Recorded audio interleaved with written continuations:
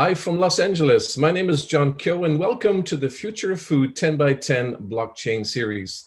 In this highly anticipated series, I'll speak with 10 blockchain companies for 10 minutes to get their views on the key challenges in the food industry and also the opportunities where they see that blockchain may be helpful.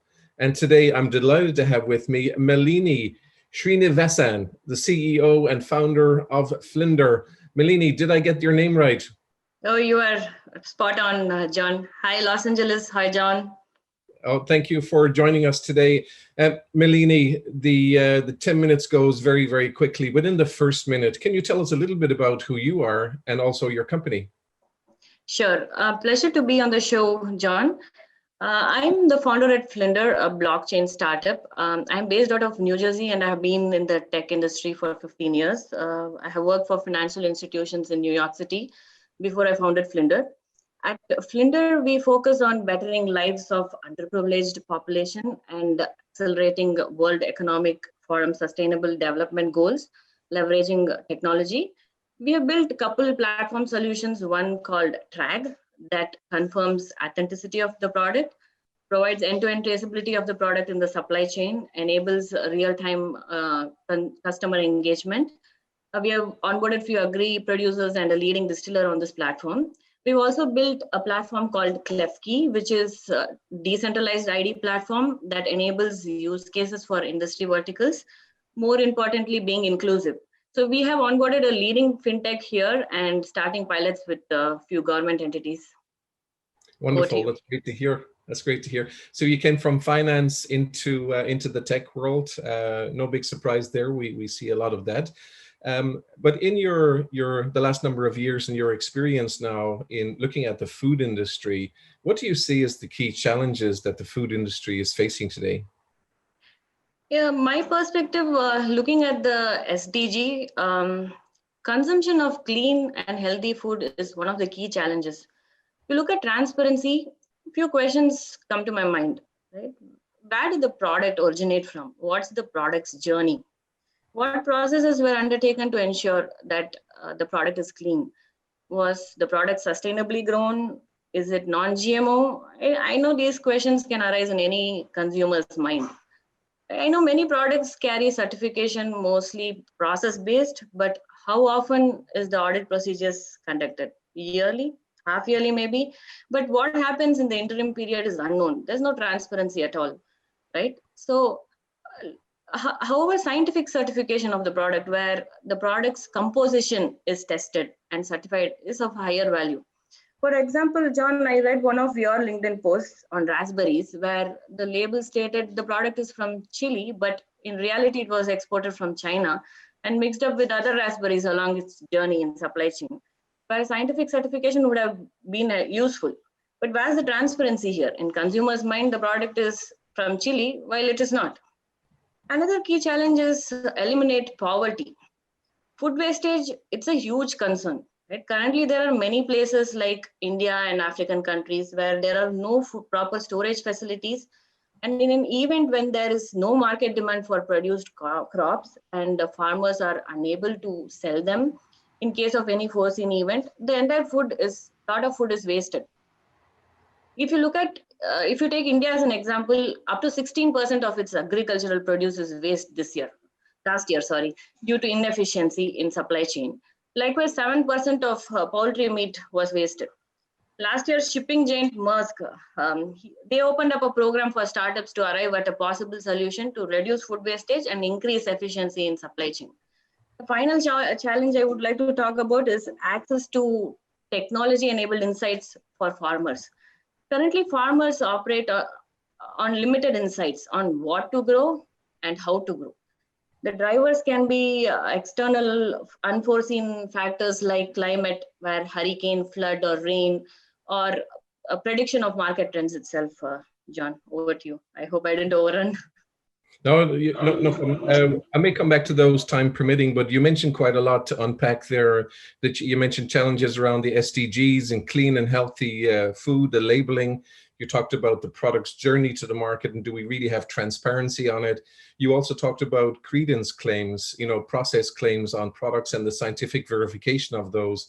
Right. and referencing the raspberries from Chile, which were actually from China. And you mentioned also the importance of the scientific verification of the provenance of the product, which are all very, very important. And of course, food wastage and food loss and food waste are critical components. So I may come back to those, one of those, time permitting. Now, when you look at the opportunities in the food industry where a blockchain may be beneficial, where do you see as the top 2 or 3 areas where blockchain can be applied?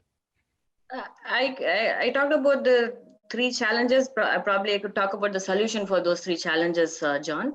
So looking at clean, healthy food and transparency, sustainability, with blockchain being immutable, proof of origin of a product can be recorded. Any proof for that matter can be recorded, right?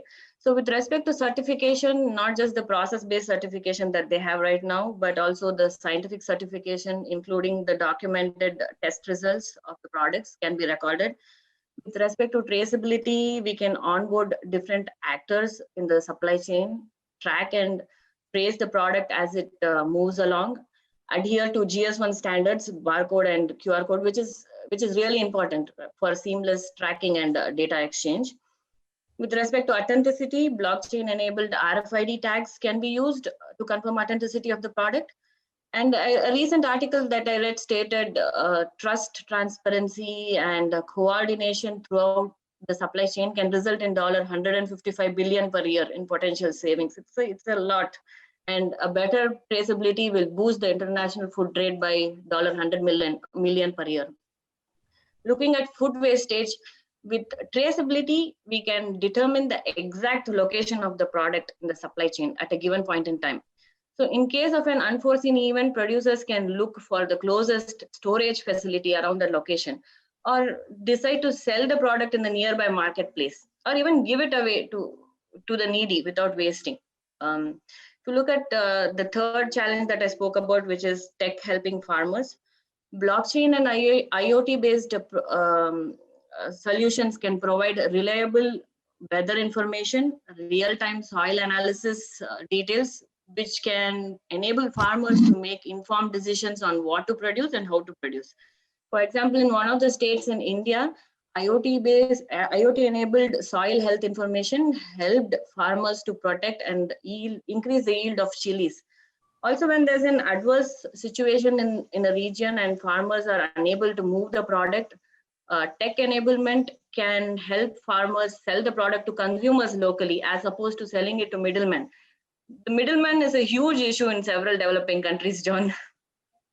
So yeah, that's true. Again, a lot to unpack on there. We may not be able to dive into those due to the time, but you talked about the opportunities where blockchain may be able to help around the area of clean and healthy food, and driving the immutability of the different certification, whether it's a process certification or scientific analysis of the food and its verification. You also mentioned GS1 standards, and I do have some chapters and books on blockchain plus GS1 standards, so that's critically important. I'm happy to hear you mention that. Authenticity and using RFID, and more broadly, you also talked about blockchain with IoT and helping farmers. And I think they are indeed key areas where you can help drive more precision manufacturing and help the farmers. And you know, it's not only decentralizing, but it's also democratizing the technology so that they can have access to it. And you talked, of course, about food waste, food loss and food waste as the key opportunities. And overall, the bigger picture, and my core research area as well, is the area of transparency and trust in the food chain and returning significant dollars. So, Malini, in the last 30 seconds or so, if you were up in front of 50 startup CEOs in the food industry, what guidance would you give them with regard to the food industry and using technology? I would give 3 pointers. First one is, again, think sustainable development goals, strategize and build solutions that will meet the SDG. World population will hit 8 billion soon, very soon, right? How can technology enable feeding 8 billion population is something that should be kept in mind. Second pointer would be on clean and healthy food. So millennials and Gen Z want to eat clean and healthy food. how to enable transparency and gain confidence of the consumers is really important. Third, sustainability. I spoke about reasonable growing and certification previously, but another important consideration is carbon footprint. Recent research stated food production is responsible for 1/4 of the world's greenhouse emissions, gas emissions. So my guidance is to produce food with net zero carbon footprint. This involves solutions that addresses production and post-farm processes, which are key contributors to emissions. And it's a problem that for which we don't yet have viable technological solutions. Finally, anything you do, leave Earth as a clean place. Wonderful. Ladies and gentlemen, there you go. There you have it. All the way from the New Jersey area, Malini Srinivasan, and she's the CEO and founder of Vlinder. That's VLINDER, which is the Dutch word for butterfly, right, Malini? That's right. Absolutely. Perfect. Spot on. Thank you so much for joining us today, and all the best in the marketplace. Thank you for having me, John. Thank you.